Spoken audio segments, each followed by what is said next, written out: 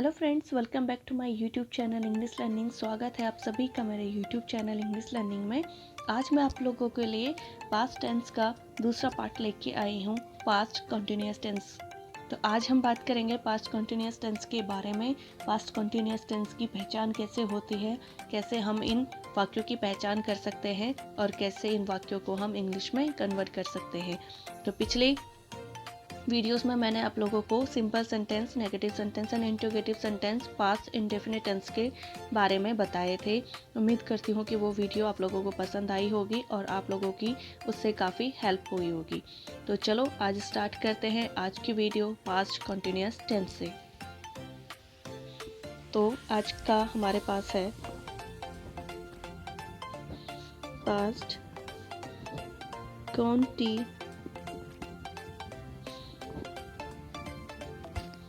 Continuous tense. तो सबसे पहले आती है पास्ट कंटिन्यूअस टेंस की। जब हम बात करते हैं या किसी भी टेंस की, तो सबसे पहले उसमें आती है कि पहचान। तो सबसे पहले हमारा टॉपिक जो होगा वो होगा कि हम उस टेंस की पहचान कैसे करेंगे। ठीक है, तो पहचान होगी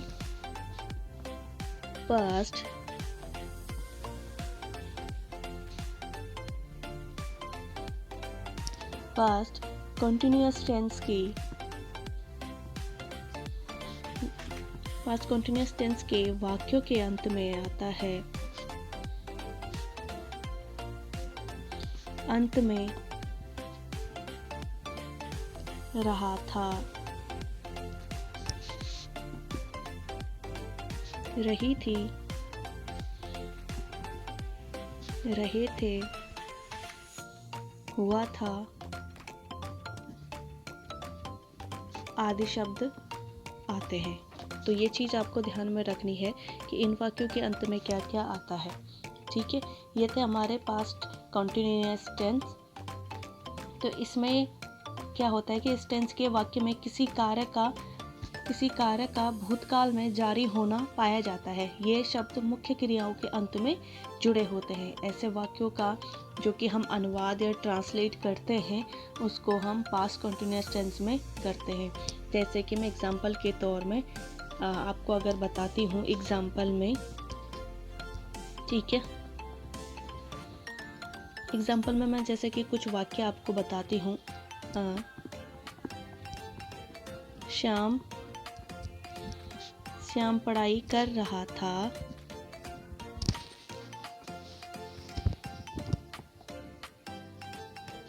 वह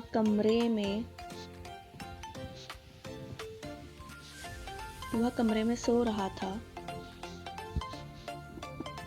बच्चे टीवी देख रहे थे,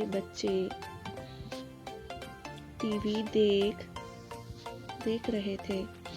जैसे कि आप देख सकते हो रहा था, रहे थे, ये वाक्यों के अंत में आ रहा है। तो इसका मतलब हम समझ सकते हैं कि हम किसकी बात कर रहे हैं, पास्ट कंटिन्यूअस टेंस की यहाँ पे बात हो रही है। तो आपको इतना समझ आ गया होगा इनकी पहचान कैसे होगी। तो सबसे पहले पहचान हम लोगों ने देख ली कि क्या आएगा वाक्यों के अंत में, किस तरीके से आएगा। तो अब बात करते हैं हम इसमें मेन वर्ब की। मेन वर्ब, मुख्य क्रिया जिसको कि हम बोलते हैं। तो मुख्य क्रिया में क्या आता है, पास्ट कंटिन्यूअस टेंस की मुख्य क्रिया हम बात करेंगे पास्ट कंटिन्यूअस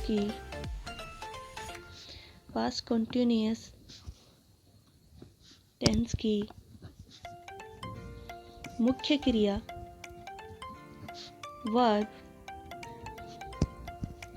वर्ब की फर्स्ट फॉर्म प्लस आईएनजी। मुख्य क्रिया वर्ब की फर्स्ट फॉर्म प्लस आईएनजी होती है। जैसे कि हम लिख सकते हैं वर्ब की फर्स्ट फॉर्म प्लस आईएनजी होती है। ठीक है, तो ये थी हमारी मेन क्रिया, मुख्य क्रिया, मेन वर्ब। अब बात करते हैं इसमें हेल्पिंग वर्ब की। अब आती है बात हमारी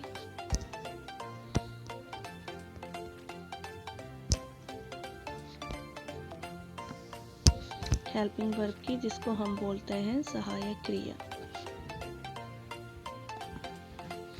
जिसको हम बोलते हैं सहायक क्रिया। ये है हमारी मेन वर्ब। तो main verb past continuous tense में आता है,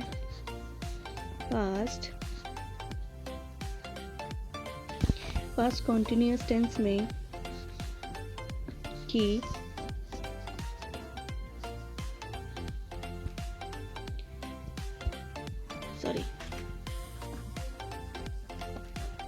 हेल्पिंग वर्ब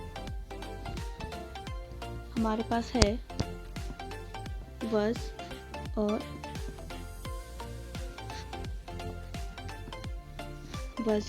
वर।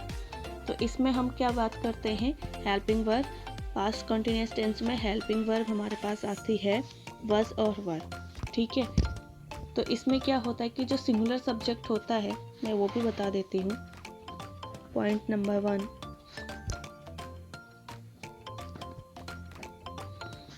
सिंगुलर सब्जेक्ट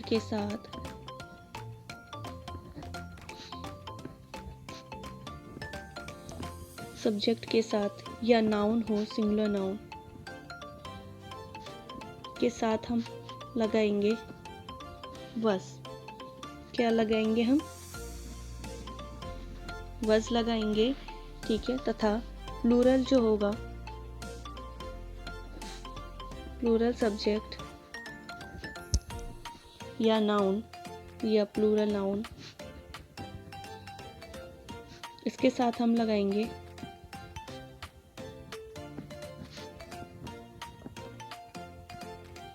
वर। ठीक है, तो उसके साथ हम क्या लगाएंगे, वर का प्रयोग होगा। ठीक है, तो ये चीज़ आप लोगों को समझ में आ गई होगी कि सिंगुलर सब्जेक्ट के साथ हम लगाएंगे was एंड प्लूरल सब्जेक्ट के साथ लगाएंगे हम नाउन हो, प्लूरल नाउन हो या प्लूरल सब्जेक्ट हो, तो उसके साथ लगाएंगे हम वर। अब इसके साथ मैं एक चीज़ और आप लोगों को बता देती हूँ। Point number 2, he, she and it, he, she, it and I भी आता है इसमें। इसके साथ हम was का प्रयोग करेंगे। ठीक है, and you, we, they, इसके साथ हम वर्ग का प्रयोग करेंगे। इसमें क्या होता है कि आई के साथ भी हम was का ही प्रयोग करते हैं, तो ये चीज़ आपको याद रखनी है। ही, शी, इट के साथ साथ आई के साथ भी हम was का प्रयोग करेंगे। यू, वी, दे के साथ हम वर्ग का प्रयोग करेंगे। मतलब जहाँ पर कि प्लूरल आएगा, प्लूरल सब्जेक्ट या प्लूरल नाउन आएंगे, वहाँ पे हम वर्ग का यूज़ करेंगे। एंड जहाँ पे सिंगुलर सब्जेक्ट होंगे, वहाँ पे हम was का प्रयोग करेंगे। ठीक है, तो इतना आप लोगों को समझ में आ गया कि पास्ट टेंस की पहचान कैसे होती है, पास्ट टेंस के वाक्यों के अंत में क्या आता है, उसमें मेन वर्ब क्या लगती है, एंड उसमें हेल्पिंग वर्ब क्या लगती है, एंड उसमें सब्जेक्ट सिंगुलर सब्जेक्ट के साथ क्या लगेगा एंड प्लूरल सब्जेक्ट के साथ क्या लगेगा। और अब बात करते हैं हम इनके सेंटेंसेस की, कि सेंटेंसेस इनका कैसे बनते हैं। तो चले बात करते हैं हम सेंटेंस की। बात करते हैं सबसे पहले सिंपल सेंटेंस की।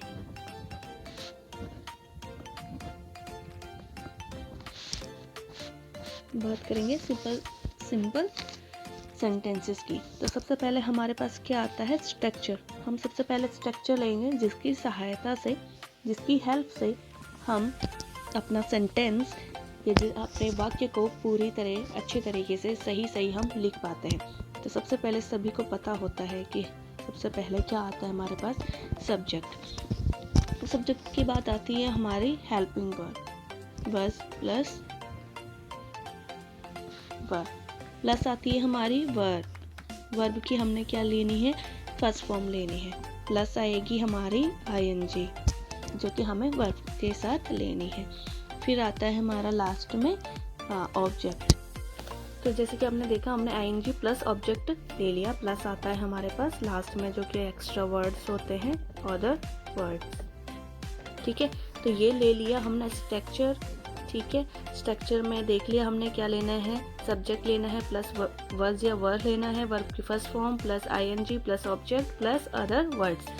तो अब बात करेंगे हम वाक्य की। तो पहला वाक्य जैसे कि आता है, वह पत्र लिख रहा था। तो इसकी अंग्रेजी क्या बनती है देखिए, he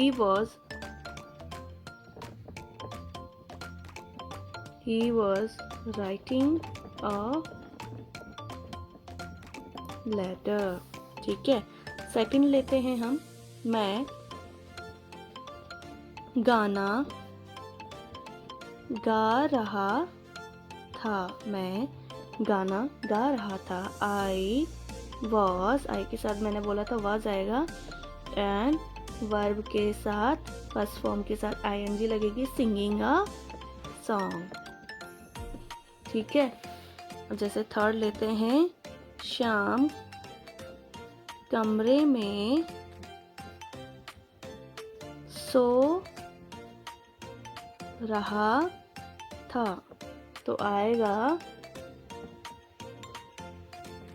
Shyam was sleeping in the Shyam was sleeping in the room। अब फोर्थ लेते हैं,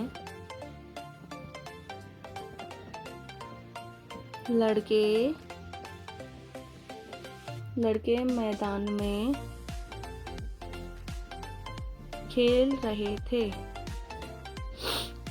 लड़के मैदान में खेल रहे थे। The boys were, यहाँ पे यूज आएगा word, boys were playing in the field। ठीक है, फिफ्थ लेते हैं हम, तुम कहानी सुन रहे थे। तुम कहानी